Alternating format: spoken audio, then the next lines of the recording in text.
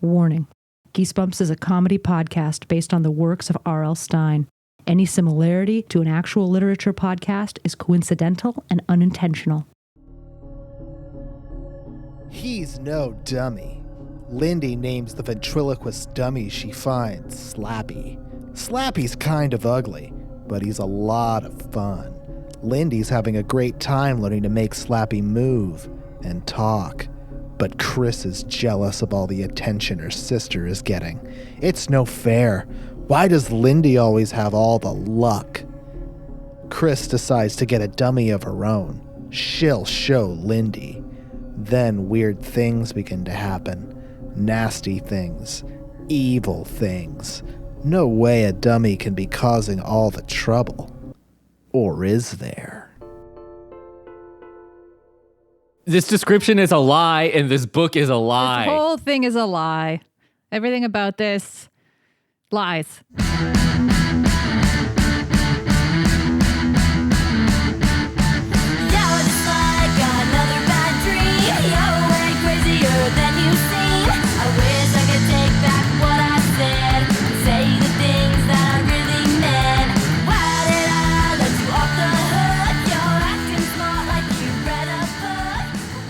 Welcome to Geesebumps. Did you mean Goosebumps podcast? I'm Danielle, and I have a PhD.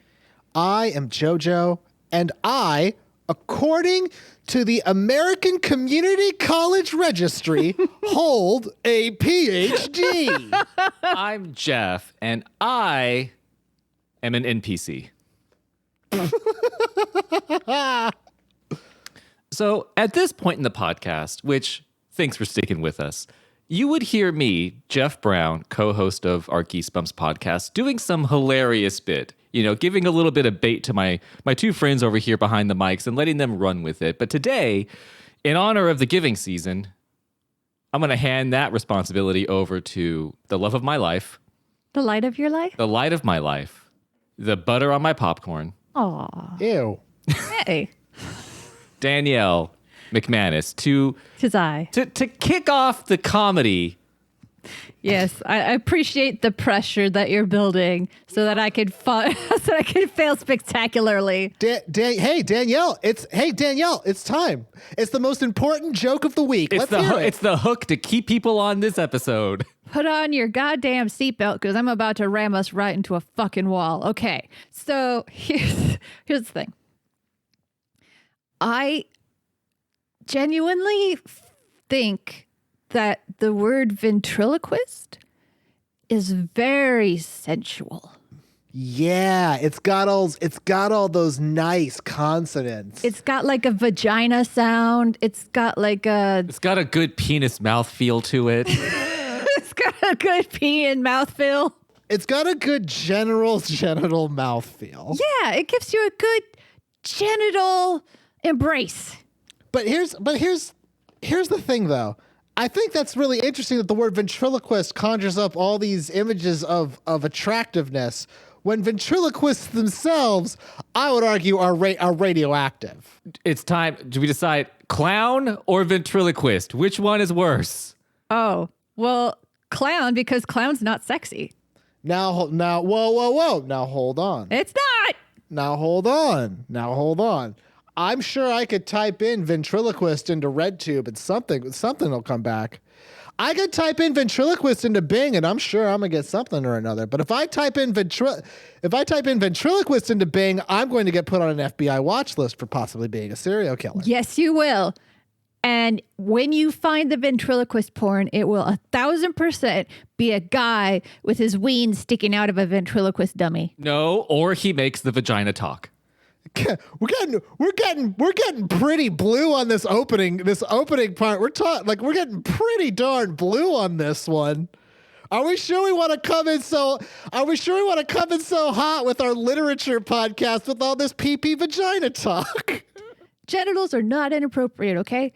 God gave you genitals. And you're supposed to make it talk by throwing your voice like with a dummy. Yeah, you're supposed to make that vagina talk, okay? Is that a ventriloquist, like, hot sex bed line where they're just like, hey, girl, I'm going to make that vagina talk? Hey, girl, let me make that vagina talk.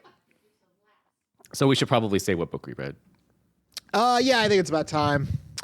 We read a particular Goosebumps book this week, and it is the Goosebumps book, Goosebumps 7, Night of the Living Dummy. Which is kind of the only time that this book represents itself accurately, because it says Night of the Living Dummy. It doesn't say Night of the Slappy Dummy, because you go in, there's a fucking picture of Slappy on the cover. You go in and you think there's going to be a lot of slappiness.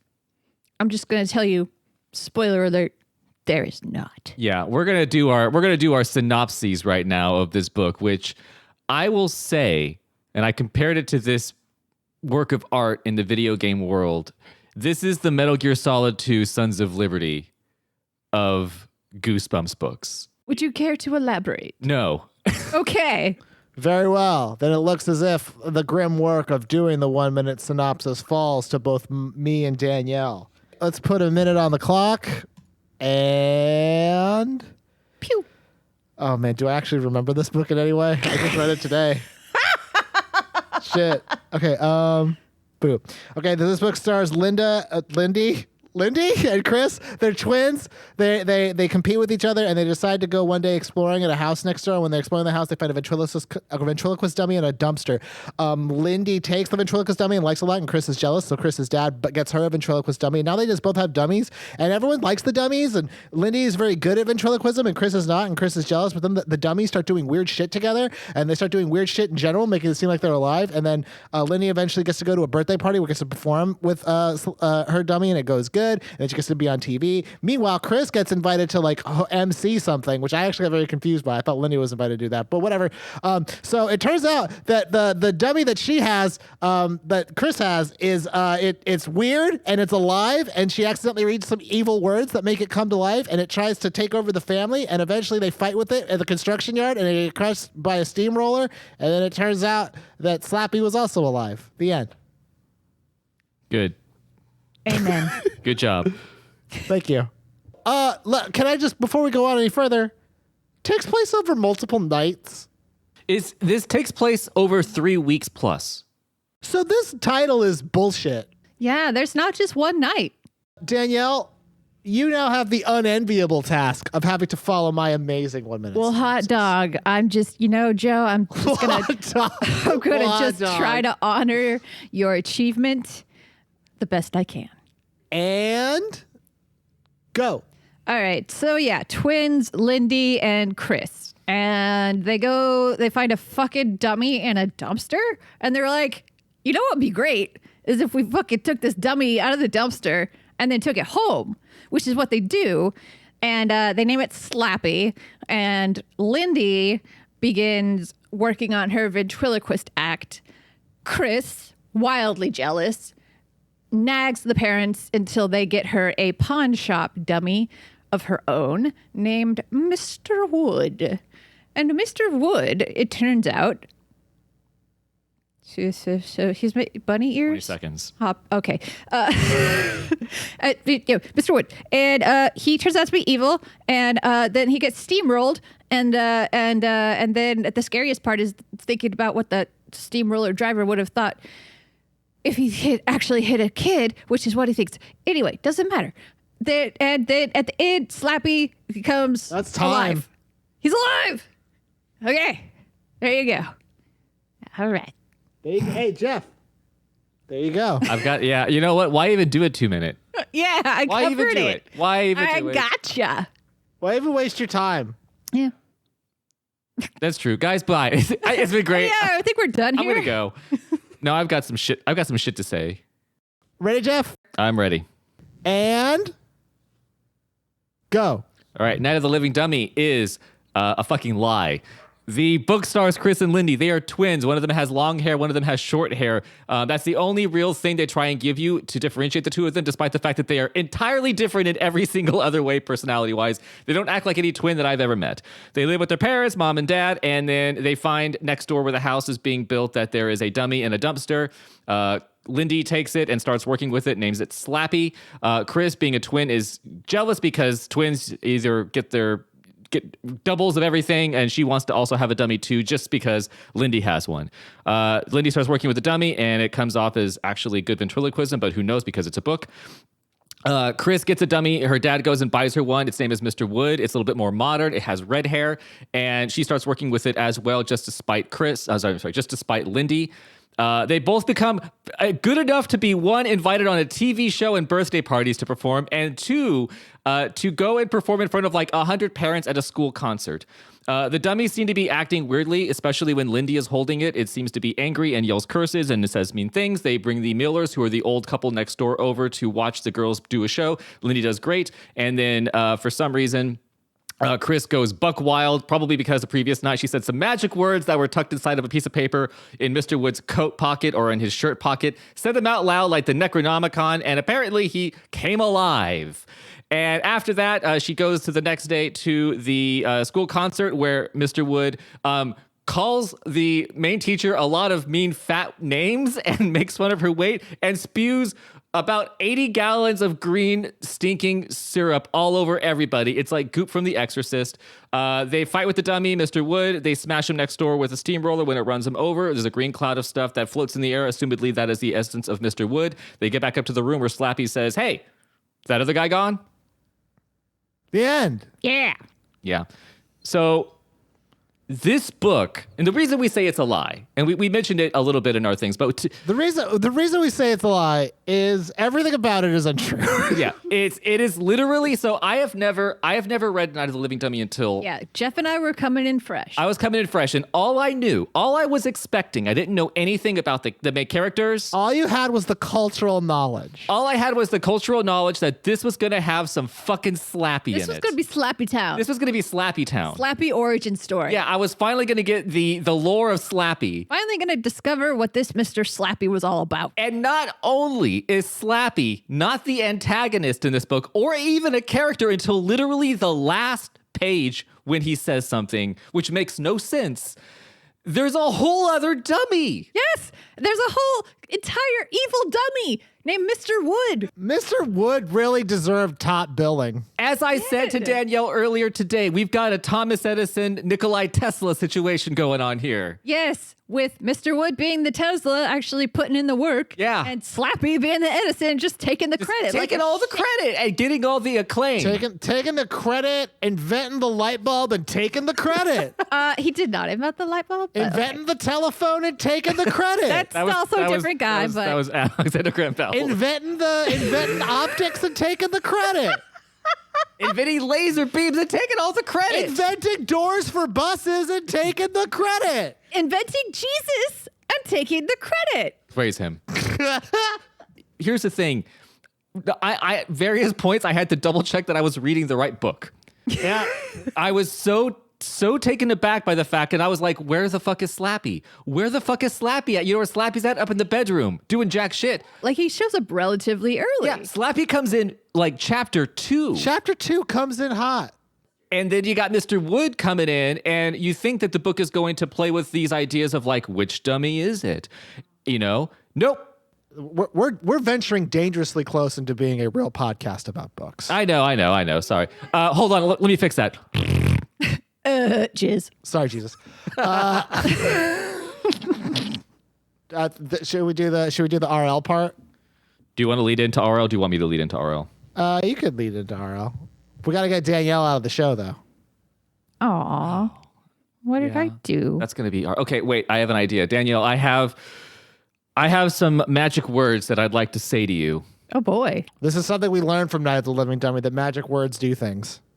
That magic word, of course, is going to be please, right, Jeff? Yeah, so I was going to read this string of nonsense words that were going to make you go to the other room and take a nap, but instead I'm just going to say, hey, Danielle, could you please leave the room for a little bit so Joe and I can have a little bro time? You know, I appreciate your blooming bromance, so I will depart and I will take a nap. Thank you. Goodbye. Now, Jeff, aside from this being now maybe like the third or fourth time we've used Danielle taking a nap as the story mechanism to get her out of the podcast, I have to say I have no clue what this stupid book is about, and it offends me. But you know who definitely does know who this book is about? Well, Danielle, but she's asleep now. Well, she's dead. I was talking about my new ventriloquist dummy done in the shape of a good friend. Oh my God. This is the sound of a dummy being pulled out of a case and put onto my lap. And now I'm holding it. Jeff, say hello to R.L. Stine. Hello, Jeff. Oh my God, it sounds just like him. Jojo, your voice, your mouth isn't even moving. I'm not doing it. R.L.'s doing it. Say what's your name this week, R.L.? Is it Robert Lawrence? It is not. My name this week is really laughable Stine.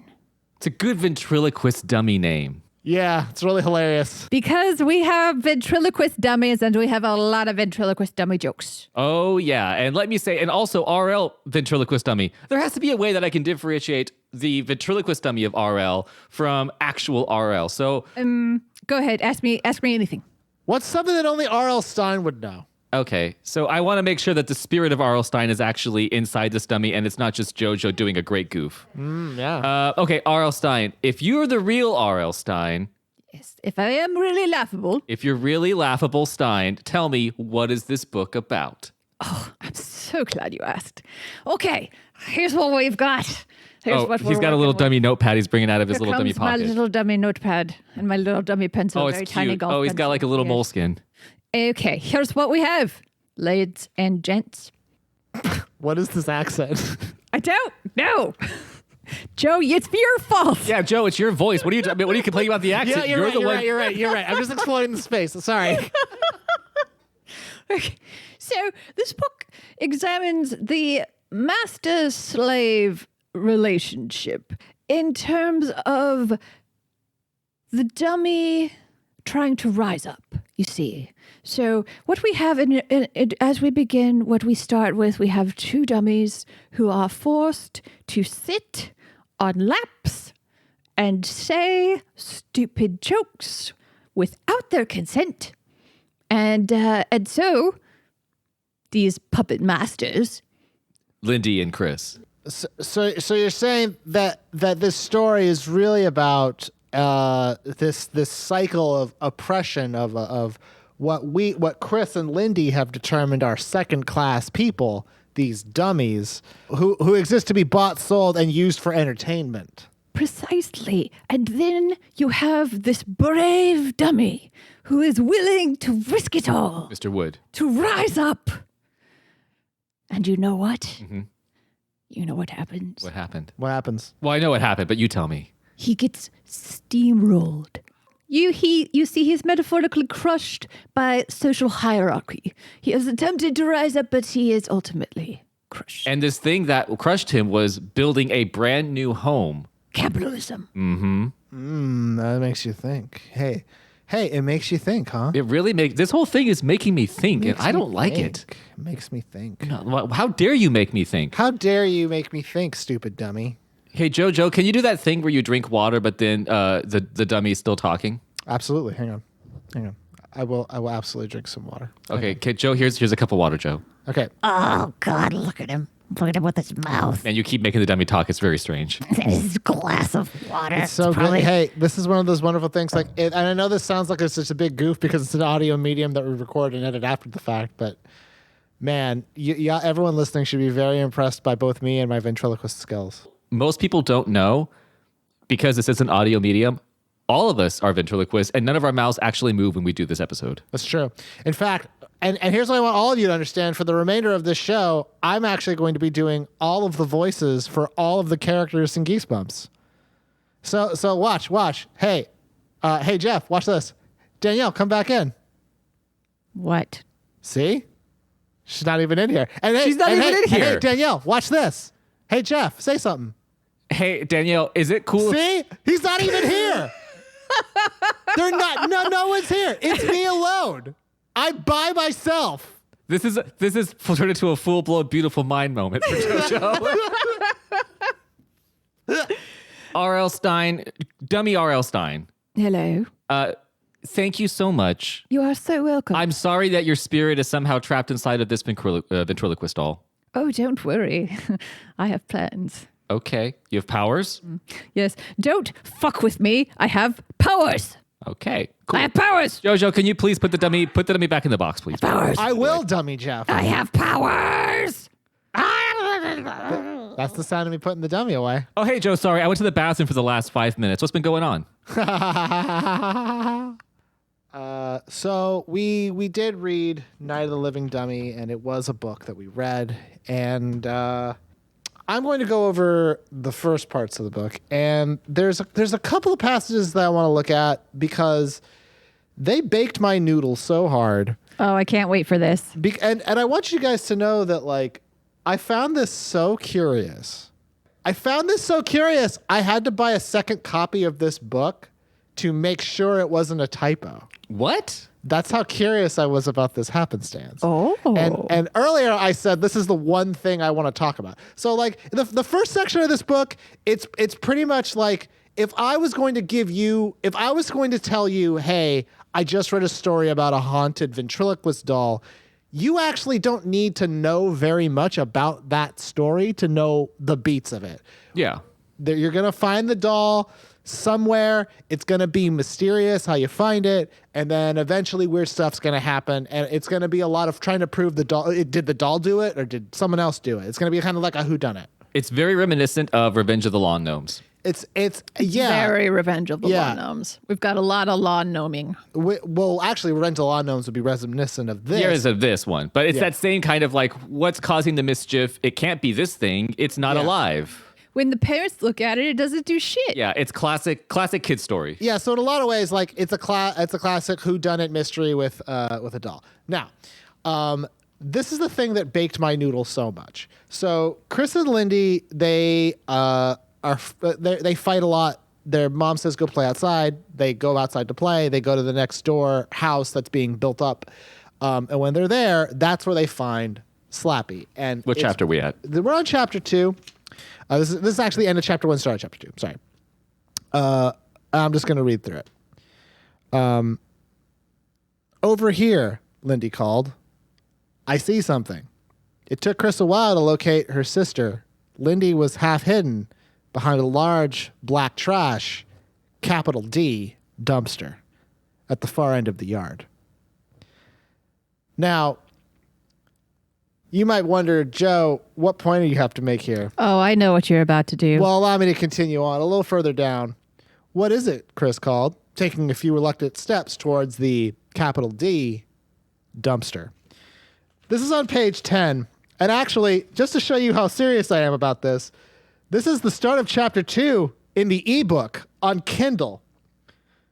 A child, Chris uttered a silent gasp, staring in horror as Lindy lifted him out of the capital D dumpster.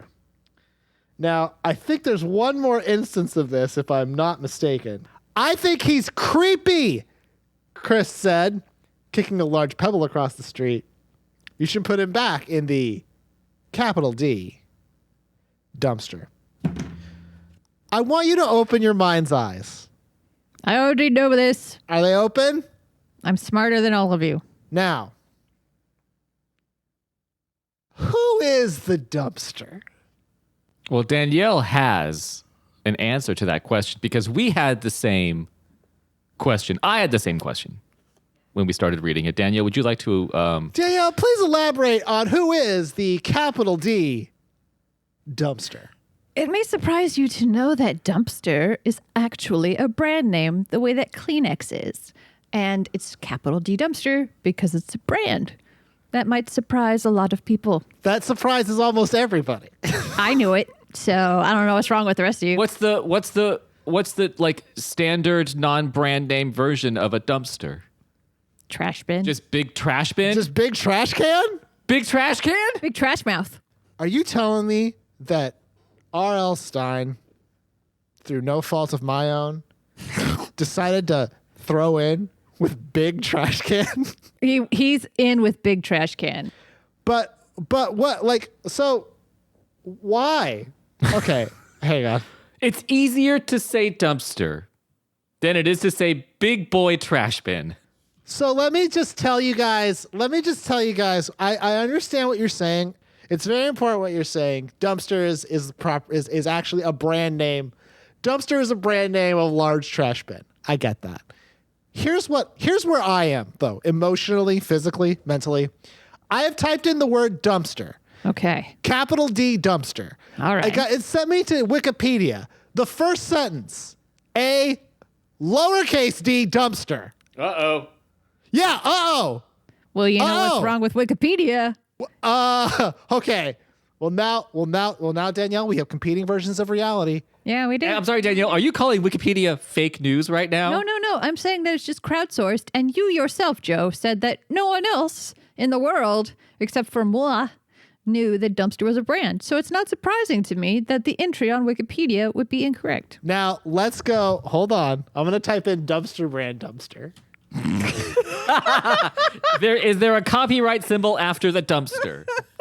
The word dumpster came from the Dempster dumpster system of mechanically loading contents of standardized containers onto garbage trucks. And it was patented by the Dempsters in 1930. The Dempsters. The containers were called dumpsters, a portmanteau of the company's name with the word dump.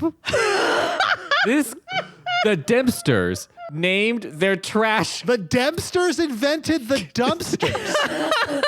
I love that they were like... They're like, our name is Dempster. Let's associate it with where all the trash goes. Like, you know what would make our name better is if the word dump was in it. It took the Dempster Dump Master. This is a gift. Which sounds like the title of the person who runs the dumpster factory. My name is Dempster Dump Master.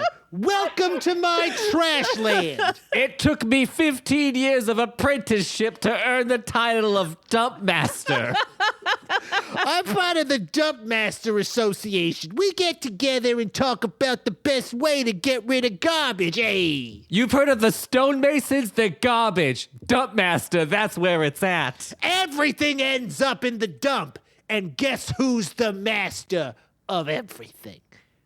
It's very telling that at no point have I ever associated the word dumpster with anything that wasn't just an enormous trash bin. That is the magic of branding. That's the magic of capitalism, kids. The Q-tip, bullshit. Q-tip, the Kleenex. The Kleenex, garbage. The dumpster? Saran wrap. Saran wrap. What is this? It's Plastic wrap? cling wrap. Cling wrap. Cling wrap. When's the last time you heard someone say clingy plastic wrap? Right now. Yeah, you said it, Danielle. Except for that and that. All right. Joe, that was a great It's a thing. wonderful passage, huh? Yeah. Do you have another one, or is that you're gonna stick with that one? One thing about the author R.L. Stine that we all respect and appreciate is he has broad-ranging skills. He does. He's a very- multifaceted man. Yeah. He's got a lot of abilities. I don't know if you've ever seen his Twitter, quality follow. He bakes a lot. It's really nice. This is man. Oh, man. What is this? This is after Chris has received Mr. Wood. This is page 34, chapter 6. What happens is she has just gotten her dummy and she wants to be as good as Lindy is. So she invites her friend Cody over. Oh, Cody. Cody, A favorite of mine in this book. Cody could not give a shit Oh, he's so good. He's so good. I love him. about ventriloquist dummies, about any of this. And my favorite part of this is she led him out to the bent old maple tree in the middle of the backyard. The afternoon sun was just beginning to lower itself in the clear spring blue sky. Tell me if this is funny, she instructed. That's what you say all the time, Joe. Is this anything? Cody, is this anything? Chris turned Mr. Wood to face her. How are you today? She asked him. Pretty good. Knock wood, she made the dummy say. And then she looks at her and she's like, was that anything? She waited for Cody to laugh. And then Cody's like, kind of. And then she goes, okay, Mr. Wood, why are you standing in front of the mirror with your eyes closed? And then Mr. Wood goes, I wanted to see what I looked like when I was asleep. I laughed at that when we read it out loud. And then she turns to Cody and she was like, well, how about that joke? And he was like, that's better, I guess. Yep. And it's the way he said it too. It's like, that's better, I guess. I guess. And then she says, you're supposed to tell me if it's funny or not. And she's like, well, I guess not. I guess it's not funny, but push him to stone. Cody is a fucking stone cold killer when it comes to this. He doesn't. Yeah, well, he's a good friend because he's telling her the truth. Yeah. Like, listen. Yeah. He doesn't try to.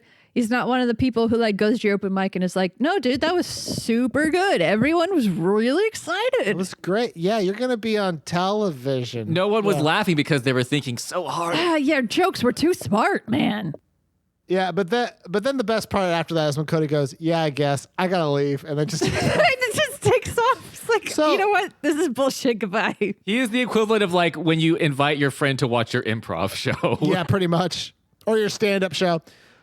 I think it'll be fun if we just took a second, just the three of us, because we've been doing comedy for a couple of years now. Sure. We know our way around the setups and the punchlines.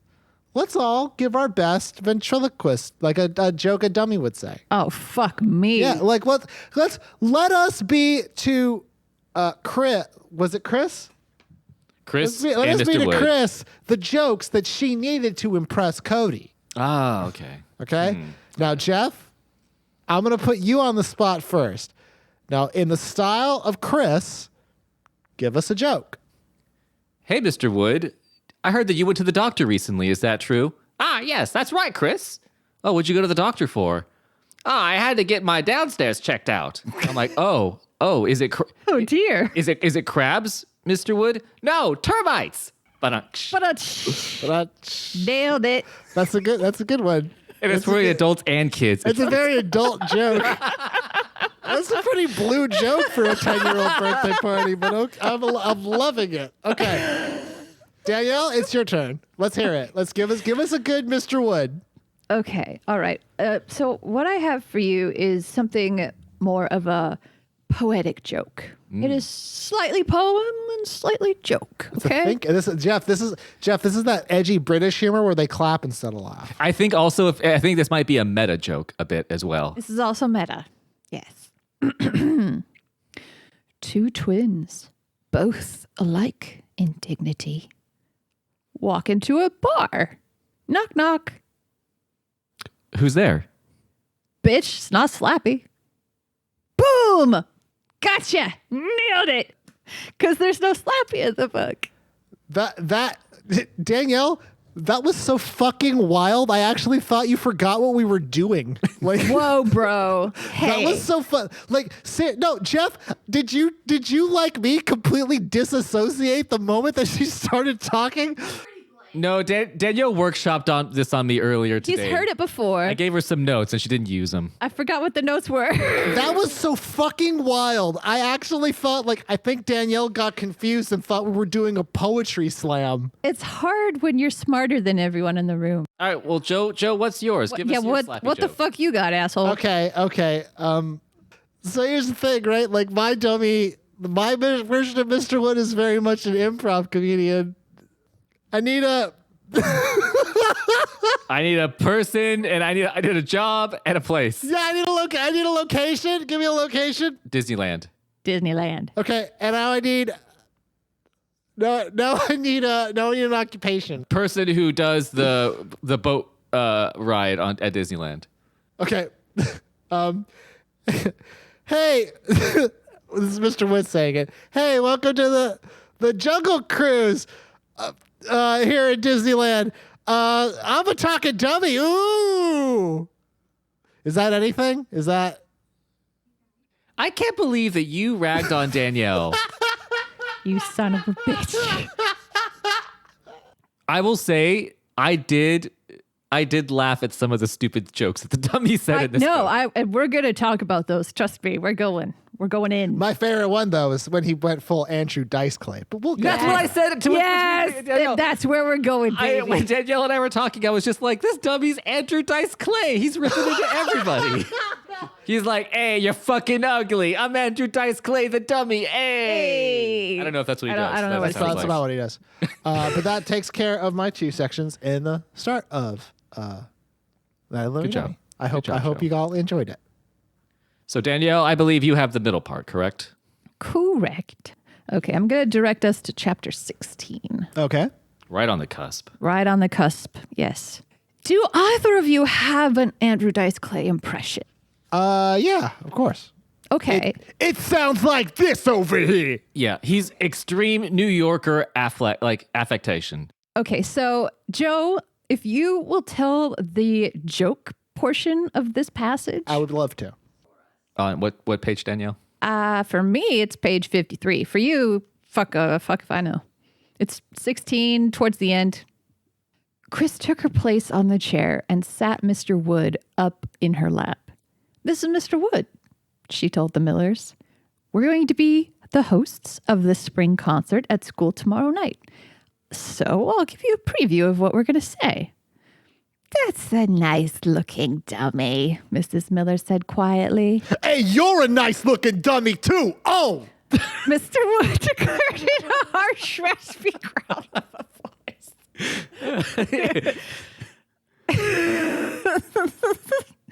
Chris's mother gasped. The Millers' smiles faded. Mr. Wood leaned forward on Chris's lap and stared at Mr. Miller. Is that a mustache or you eating a rat? Hey! Don't laugh so hard. You might drop your false teeth. And how do you get your teeth that disgusting shade of yellow? Does your bad breath do that? Oh! Chris! Mrs. Powell shouted. That's enough. The Millers' faces were bright red now, their expressions bewildered. I'm sorry you're so ugly. I'm sorry you're so old and stupid, too. Oh! Bam! Hickory dickory dock. This is such a good roast. He roasts the shit out of those old people. He roasted those fucking next door neighbors. They came over for coffee and they left with some fucking burns. Yeah, they did. They got burned hard. Well, Danielle and I were talking about it, is that this is like early 90s. So this type of like raw, uncut. This would have been that edgy in-your-face comedy. So edgy. These old people they're used to Dick Van Dyke. Oh, yeah. Carol Burnett. They're not used to some ventriloquist dummy. Hey, you ugly. You're ugly. Oh, my God. Mr. Wood is smoking cigarettes while he tells his jokes. That doesn't seem Christian. He's wearing a leather jacket. I really do love that part, if I'm being honest. Like the part where he has to perform is so fucking good. He nails it. You know, and here's the one thing that sucks about the book is that for all of its failings, you know, whenever they pull the dummies out to do something, after a certain point, you're like, oh, fuck, shit's about to go off. Oh, yeah. Shit's about to get real. Yeah, it's Chekhov's ventriloquist doll. Someone's about to get dragged by this fucking dummy. Ugh. This dummy's gonna spill all the tea. This dummy's about to keep it 100, you fucking cucks. Was that the end of your section? Yes, because in the middle, most of the things that happen are the same things that happen in the beginning.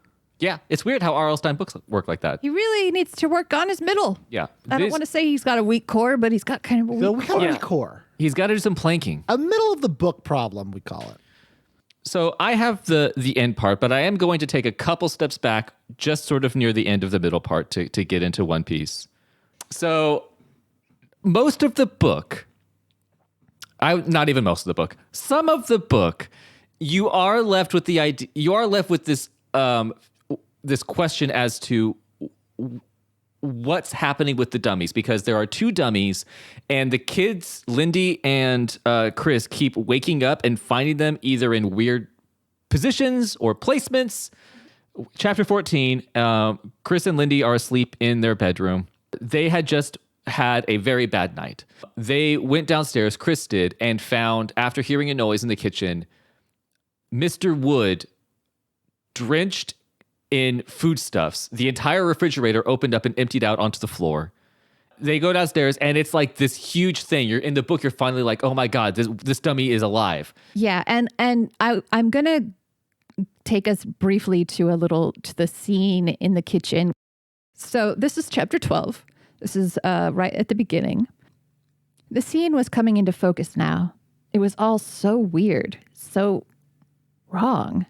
It was taking Lindy a long time to see the whole picture. But now, following Chris's horrified stare, Lindy saw the mess on the floor and realized why the refrigerator was empty. Everything inside it had been pulled out and dumped on the kitchen floor.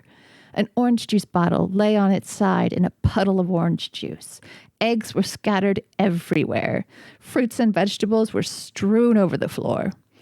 Oh, Lindy moaned in utter disbelief. You little faker. Everything seemed to sparkle and gleam. What was all that shiny stuff among the food? Chris's jewelry. There were earrings and bracelets and strands of beads tossed everywhere, mixed with the spilled, strewn food like some kind of bizarre salad. Oh no, Lindy shrieked as her eyes came to rest upon the figure on the floor. Sitting upright in the middle of the mess was Mr. Wood, grinning gleefully at her. He had several strands of beads around his neck. Mardi Gras! Mardi Gras! Dangling earrings hanging from his ears, and a platter of leftover chicken on his lap. So the girls clean it up, and at this point in the book, you're like, wow. And the girls also believe each other and that the dummies are alive. One of them's doing it. It's not each other. And they get back to the room. They're trying to fall asleep, and Chris thinks she hears Mr. Wood in the closet making some noise. And she's freaking out. Chris says, "It wasn't a dream. I'm so scared, Lindy, so scared." Suddenly, Chris was trembling all over, and hot tears were pouring down her cheeks. Lindy stood up and moved to the edge of her sister's bed. "Something horrible is going on here, Lindy," Chris stammered through her tears. "And I know who's doing it," Lindy whispered, leaning over to her twin, putting a comforting hand on her quivering shoulder. "Huh? Yeah, I know who's been doing it all," Lindy whispered. "I know who it is." And by all, she means making the dummy look like it was alive and opening and ruining so much food in the refrigerator, moving it around at night, dressing it up in costume jewelry. "I know who it is," she says. "Who?" Chris asked breathlessly. "I have," Lindy said. Wait a minute Her here. smile spread into a grin almost as wide as Slappy. She closed her eyes and laughed. "It's been me all along," Lindy says. What the fuck? I know. I'm like, okay, well, dude. What you page just, is this? This is the very beginning of chapter 15. So the end of chapter 14 is the I know who did it. Who? Chapter 15, Lindy. It was me. It was me. It's like, okay, dude, are you writing a novel? Are you writing a book about ventriloquist dummies? Or are you writing sociopaths? Because we need to know which one we're looking at. Her twin sister literally reveals that it hasn't been the dummies moving themselves at all. It wasn't that night. Dummies aren't alive, you idiot! It literally was, she was just like, "I was playing a joke on you, you idiot. I made you think that this dummy was alive. We just spent the last 2 hours cleaning the kitchen, and we're going to have to use our allowance money to buy new food because of this trick that I pulled. You look so stupid." I goofed you again! It is insane. It's wonderful. It makes perfect sense. Just read a portion of the dialogue because Lindy comes off as bonkers. Lindy goes full villain. Yeah, she drops her nice face on the ground. Which at this point, neither girl necessarily like malicious, like sisterly. Just kids. Just kids. They're 12. Yeah, arguing like sisters do. Yeah. Let them play. You really believed Mr. Wood was alive or something, Lindy said, enjoying her victory. You're such a nit. Nit? Half a nitwit. Lindy burst into wild laughter. That's what I pictured too. That's so good. It isn't funny, Chris said softly. I know, Lindy replied. It's a riot. You should have seen the look on your face when you saw Mr. Wood downstairs and your precious beads and earrings. How did you ever think of such a mean joke? Chris demanded. It just came to me, Lindy answered with some pride. When you got your dummy. When I was murdering squirrels in the backyard. As I was strangling dogs. It just came to me when I stabbed the cat and watched his blood run out, and it looked at me wondering why, oh why. It is so insane because most of the book, like, I didn't like Chris a whole lot because she was like the whiny, petulant one. Yeah, she's And annoying. she's like, I want this. I want it a too. dummy. She has a dummy. I want a dummy. And then she's so scared for like most of the book because she thinks that shit's going off. And at first her sister is agreeing with her, which I liked. I liked that there wasn't that whole like, you're lying. Like, yeah, I don't believe you. yeah. I was like, oh, tight. This is going to be cool. Like the sisters are going to be facing this together. Nope. One of them is a fucking supervillain. Yeah, one of them is goddamn evil. Like, how would you sleep in the same room with that person anymore? Well, don't worry, Jeff. Not gonna be doing much sleeping because there's a wild dummy on the loose. So that was a cooperative section with me and Danielle. I think that worked. Yes. Yes. Now, is there anything from the final section? I have one more thing, and I think we should all discuss one piece at the very end together. So it is for me, it's page 90 on the Kindle version, chapter 17. Despite all the shenanigans, they still let Chris go and perform with Mr. Wood at Oh my God, this scene. this concert, which is like a school thing where she'll be on stage and she's supposed to do her ventriloquist act before a concert. I don't quite understand what it is, but whatever. So she gets there. And up until this point, we had not received any sort of indication that there was a fat-shamed character in this book until I know, we were so close to getting through it with no fat shaming, and then And then R.L. Stine, like the Kool-Aid man, came crashing through.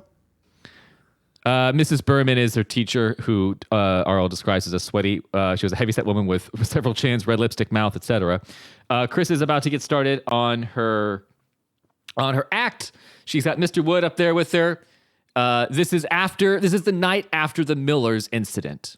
so fresh off the Miller boat where we just tanked this old couple. She did her open mic last night. This is her paid gig, $10. Yeah.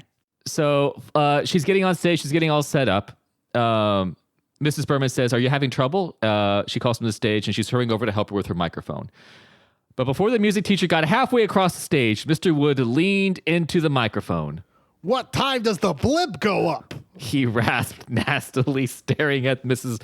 Berman's dress. That's very rough. That's rough. really rough. What? Not She cool. stopped in Your surprise. face reminds me of a wart I had removed. Oh! Mr. Wood growled at the startled woman. If we count your chins, will it tell us your age? There was laughter and also some gasps from the crowd. And she says, "Chris, that's enough." You're more than enough. You're enough for two. God damn. If you got any bigger, you need your own zip code. Oh! Like, for real, this is like... This is rough. Yeah. And then then Mrs. Berman says, "Chris, apologize." And Mr. Wood says, Apologize for this. And then, and then the most insane thing happens in this book. Please read it to us. Please. The dummy's head tilted back, his jaw dropped, Yeah, his it mouth did. opened wide, and a thick green liquid came spewing out.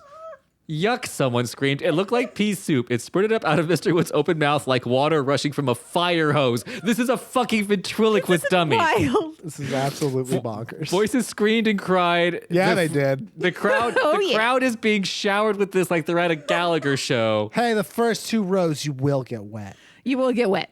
It stinks, they say. Chris is frozen in horror. At one point, she tries to put her hand over the mouth to stop it, but the force is so There's a strong. lot coming out of there. And it's going for like at least a minute. Yeah, it is a lot. And after all of it, the teacher's like, "I don't know how you did that or why, but you're in big trouble." You're as suspended as you could possibly be. There has to be like a point where you have to suspend your disbelief. Yeah, be like, okay, well, this kid could not have rigged up a contraption to shoot goo out of this dummy. For shoot 50 gallons. But hey, Danielle, kids today. Kids today. Kids today. Maybe it's a Fortnite thing. So the very last part of this book, which we can all dig into a little bit. Danielle mentioned it a little bit earlier, but it ends with an action scene. Oh, yes. A big chase. Oh yeah, a fight. A fucking John Woo style. Yeah, this is John McClane fighting with Hans Gruber. You thought The Matrix was good? It's garbage. Put it trash. in a dumpster. Put it in the dumpsters. Put it in a capital D dumpster. So at the end of the book, Mr. Wood is just like, fuck it.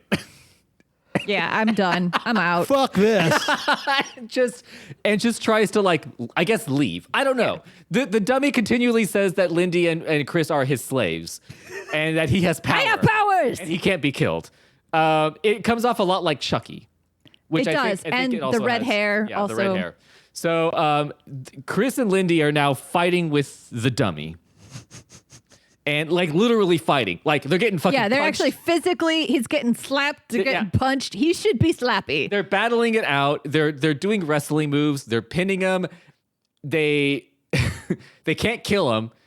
They can't pull his head off, which would apparently kill him. They do try. They try. They can't cut his head off. They try with scissors. They try with scissors. Doesn't work. Surprisingly, they can't cut through his wooden head with scissors. I don't know why. They try and bury him next door.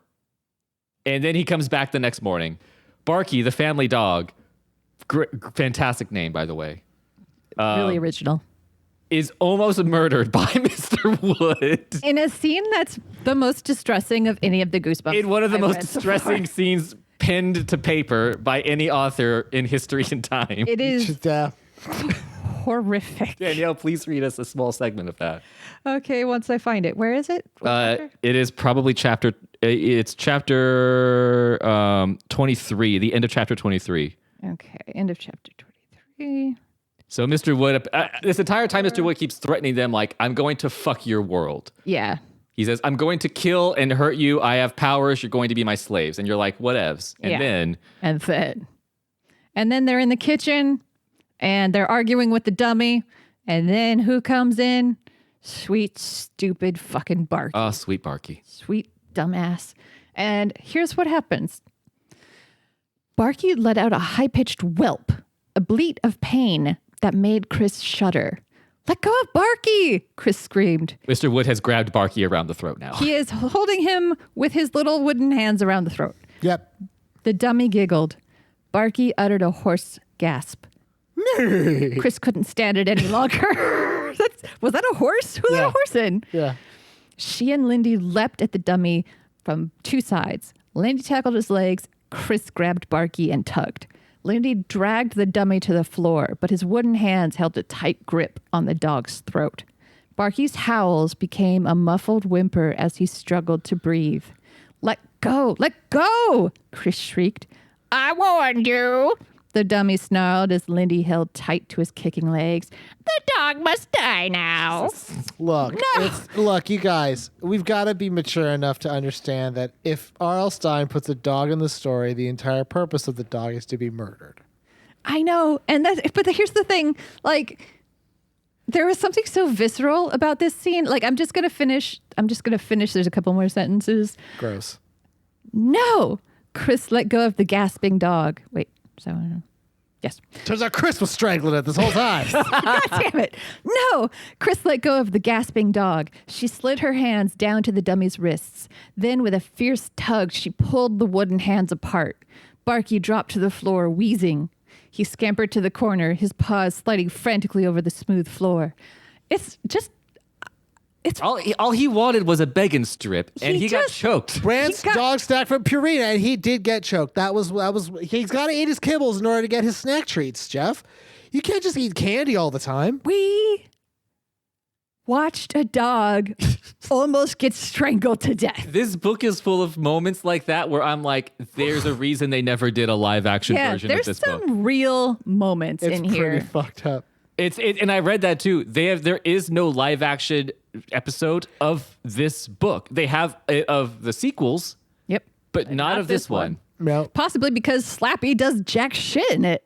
The only thing I want to mention is at the end when he gets steamrolled and the poor fucking steamroller driver, Thinks he killed a kid.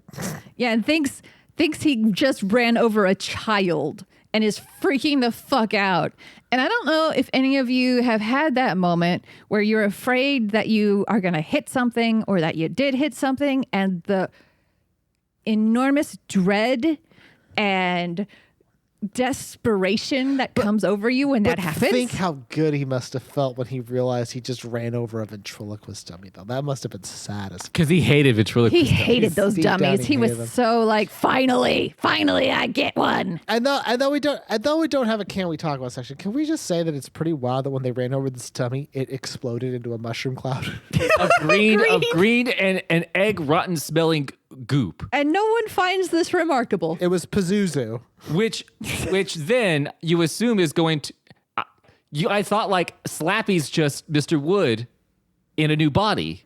Yeah. Nope. Nope, not at all. Just the clouds somewhere. Mr. Wood went to the fucking sky. Yeah, Mr. Wood went He's to with heaven. God now. Yeah. Yeah.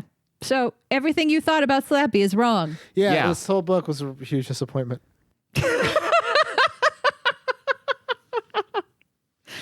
All right. Well, that's the latter part of the book.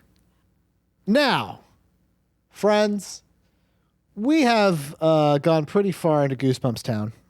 Night of the Living Dummy was re-released, and it included a section that we like to call Behind the Screams. Oh, yes. Now, I have not looked at this because historically Behind the Screams have been, well, gifts. These were created by Joshua G. This is a Q&A, a question and answer with R.L. Stine. Do you own a ventriloquist dummy? Follow-up. If so, has it ever insulted, chased, or attacked you? R.L. Stine. Please say yes. I do own a ventriloquist dummy. It looks just like me. So far, it hasn't ever chased me or attacked me. But you know, people have told me that dogs always sense ghosts and evil things before humans do. Well, my dog Minnie, who is normally a very quiet, calm dog, is absolutely terrified of the dummy. As well it should be. She barks at it and shivers with fear whenever she sees him. So now I can't help wondering if she knows something about the dummy that I don't know. Do you not love your dog? No. No. Also, he wrote a scene where a dog gets choked out by a dummy. That was my fantasy sequence. Hang on. This is good. Slappy is a villain that fans love to fear. Mm-hmm. What makes him so popular? Yeah, I have that fucking question Fuck if I too. know. R.L. Stine. Face it. That's right, Jeff. Coward. Face it. All Face right. it. All right. Girding myself. Get Girding yourself the ready. loins. Fucking read a book. All of us would like to be a little mean and a little rude sometimes. Okay. Where you're going with Slappy is mean and rude all the time. I think that's why the fans love him. Hey, so because he's your version of Rick Sanchez, that's why we like him? Like, what the fuck are you talking about? We all want to fat shame our teachers on stage in front of hundreds of people, don't we? We all want to barf gallons of stinking green goo all over the people in our audience. We want to make our neighbors never want to talk to us again by calling out how old and stupid they are. Oh, yeah. We want to insult everyone up and down. We're just going to roast. We're on a roast tour. Now, in addition to, the Q&A, this is a section titled Slappy's Greatest Wisecracks. Here's what's fucked up. Slappy does not talk in this story until the very end. He has one line of dialogue. Doesn't make any jokes. He makes no jokes. Nope. He might not be a joker. Maybe he's one of those serious dummies. Yeah, he might be very serious. Sticks and stones may break your bones, but Slappy's insults, which you never saw in this book, hurt even more. Don't believe us? Keep reading and just be glad Slappy wasn't talking to you. He wasn't talking to fucking anybody. Nope. He was not talking at all. So now, these are jokes. Now, we can't cross-reference this with the work of Jovial Bob Stine, but I would hazard a guess that none of these were written just for this purpose. Nope. These were absolutely jokes he had loaded in the chamber and was looking for a reason to use. Is that your head? Or are you hatching an ostrich egg out of your neck? Hey, there it is. Boom. Just like a fucking Yoshi or something. Now, for this next goof, I'm going to need a volunteer from the podcast. Ooh, me. Me. I'm over here. Me. Little boy, what's your name? Yes. Oh no, I forgot my name. Here we go. Knock, knock. Who's there? Jane. Jane who? Change your clothes. You stink. Fuck you! Here's another one. Pinch me. I'm having a nightmare. Or is that really your face? How about a game of kick the dummy down the stairs? We'll take turns being the dummy. You can go first. I like that one. And this is the last one. This is the last Slappy joke in this book, and this is the biggest. This is the closer, Danielle. All right. I in fact think you should hold on to your sides because they might split apart, and then you'll just die. You'll deflate like Oogie Boogie from the end of Nightmare and whatever. I've seen pimples that were prettier than you. Well, god damn if I've never been insulted that much in my life. That was a little section of that we like to call Behind the Screams, a selection of ancillary information related to a given Goosebumps book that is neither useful or interesting. But for some reason, they stuck it to the back of our Goosebumps books. You got to pad it out somehow, man. Got to pad it out somehow. Got to make that binding worth it. It's not long enough. It's all about engagement. That's how Netflix works. Thank you to the band Dog Party for the use of our theme song, Bad Dream, off of the album Hit and Run. Do yourselves a favor and go get this album. It's really good. You can get it from their website, dogpartylive.com or dogparty.bandcamp.com. Geesebumps is part of a whole collection of funny goof comedy that we produce. You should check out JoJo Has Fun on YouTube, which is our comedy Let's Play show, and The Rolls We Made, a 5th edition Dungeons and Dragons podcast that's also available on Podbean and anywhere else podcasts can be found. The next Goosebumps book we will be reading is Say Cheese and Die? Say Cheese and Die, which I don't know exactly which number that is, but I think it's like 5. It's pretty early. Early. Yeah. That'll be out on January 5th. Yeah, we're not having a mini bump next week. Just enjoy the holidays. So the next be one, safe. Yeah, be safe. Stay socially distanced. Wear a mask. Wear your mask. All that good stuff. And I think the only thing left is, sadly, got to hear that final passage. Yeah, we got to know exactly how this goes down. I got to know the one thing Slappy says. It's going to change my whole world. One line of dialogue. We got to know if Slappy's going to come back for Night of the Living Dummy 2 that he's on the cover. No, is he in it? He's on the cover, but he wasn't really in this one. Fuck it. That's fair. All right. The man, i.e., Steamroller Man, picked up the crushed dummy. The head crumbled to powder as he lifted it. You want this thing? You can throw it in the trash, Chris told him. Better get out of the rain, he told them, and don't scare me like that again. The girls apologized, then headed back to the house. Chris cast a happy grin at her sister.